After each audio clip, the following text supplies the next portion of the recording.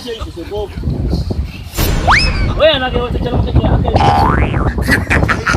cikin kauyen amma ba ku san abin da ke faruwa na san da dai ka ne kwana biyu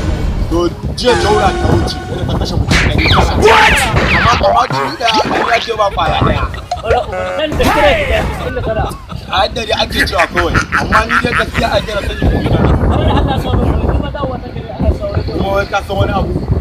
kauyen gidan ko za ka gani kana yayi kana goma what kada ka tuna da kowa kuma ba ka san wani labari ina gidan mama dan mama yawwa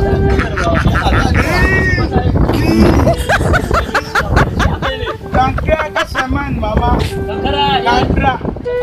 kankara kashe min mama kankara ka san dama an yi ruwan kankara kauyen nan nawo